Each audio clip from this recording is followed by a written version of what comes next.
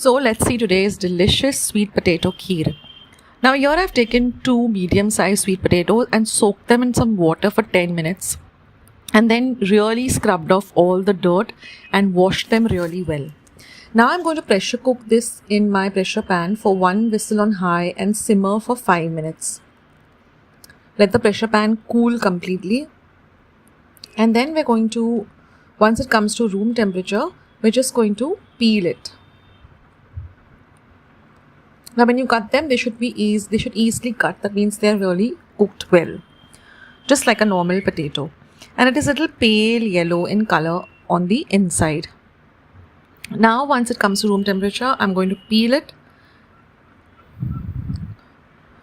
And then we're going to cut it into small cubes. Like this. Now I'm going to be using 4 tablespoons of jaggery or ghee, half a cup of coconut milk, or you can also use regular milk if you don't have coconut milk, 1 teaspoon of elaichi or cardamom powder, and I have a few turmeric leaves at home. You can use that, otherwise you can skip it if you don't have it. So let's start with the recipe. So I'm going to heat a pan and I'm going to add 1 teaspoon of clarified butter or ghee. Spread the ghee evenly all over the pot.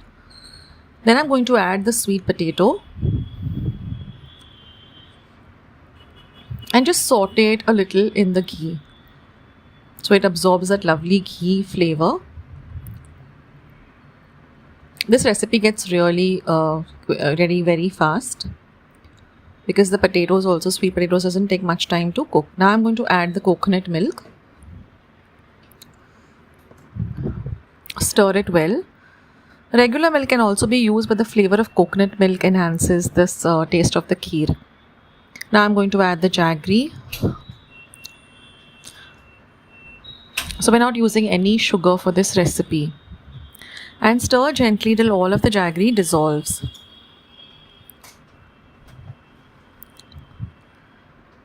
Mix everything well, but be very gentle. See that you don't break the sweet potatoes.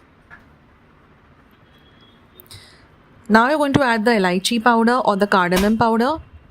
Mix everything very well and let everything come to a gentle boil.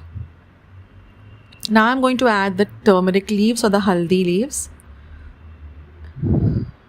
Whenever you add this to any kheer, it always, just brings out the flavor of the turmeric in it and it tastes really exquisite. So if you can get your hands on these leaves, there's nothing like it.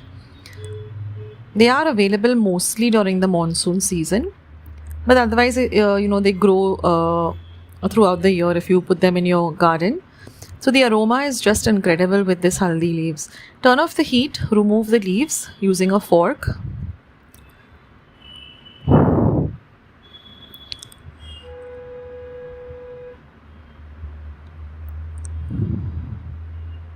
So they've nicely flavored the kheer.